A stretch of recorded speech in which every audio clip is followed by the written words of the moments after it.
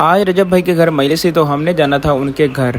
सुबह सवेरे ही आँख खुल गई तो के जाना हमने था दूर, इसलिए मैंने सोचा क्यों ना यार हल्का फुल्का नाश्ता किया जाए। तो हल्का फुल्का नाश्ता लेने के लिए हम चले गए हल्के फुल्के दुकान पे, जो एक अदद दुकान हमारे हल्के फुल्के घर की बैक साइड पे थी। हल्का फुल्का नाश्ता लेने के बाद नादिया अली और मैं घर जा ही रहे थे कि हमें मिल गया हमारा माली।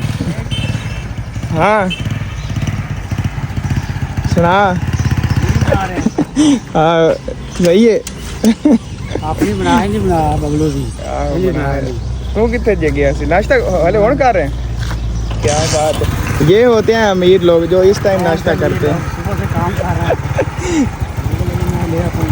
अच्छा, हल्की फुल्की धूप निकली हुई थी, इसलिए मैंने सोचा क्यों ना यार बचत की जाए और हम चलते हैं बाइक पे। लेकिन शायद ये मेरी जिंदगी की सबसे बड़ी भूल थी, क्योंकि मेरे पीछे जो दो अदद लेडीज थी उन्होंने मेरा जीना हराम करके रख दिया था। पूरे रास्ते उन्होंने मुझे इतनी बातें सुनाई कि मेरे कान पक गए। ना तो मुझसे बाइक चल रही थी और ना ही मुझे समझ लग रही थी कि हमने जाना कहाँ पे। ऊपर से जवाद भाई जो कि रजब भाई के बहनोई है, उन्होंने मुझे लोकेशन भेजी हुई थी और लोकेशन की हमें बिल्कुल भी समझ नहीं थी लग रही। ऊपर से ये एरिया हमारे लिए बिल्कुल नया था, हम कभी भी यहाँ पर नहीं थे आए। अब हुआ क्या, मैं अकेला और ये दो, और वहाँ से गर्मी शदीद होती गई और यहाँ पर इनका गुस्सा शदीद होता गया। वो कहावत तो आपने सुनी होगी ना कि लाहौर ये कभी एड्रेस सही नहीं बताते। तो हमारे साथ भी कुछ यही हुआ कि एड्रेस की हमें वैसे समझ नहीं थी लग रही, और ऊपर से हम जिससे भी एड्रेस पूछते थे वो कह रहा था आगे कार आएंगी, कार के बाद एक दुआ चौक आएगा, 2 हाथ बने होंगे तो वहाँ पर उनका घर है। लेकिन ये सारा एरिया ढूंढने के बाद हमें उनका घर नहीं मिला। परेशानी से मेरी बुरी हालत थी, क्योंकि मेरा अंदाज़ा तो ख़त्म हो रहा था लेकिन ये लोकेशन कहीं पे ख़त्म भी नहीं थी हो रही।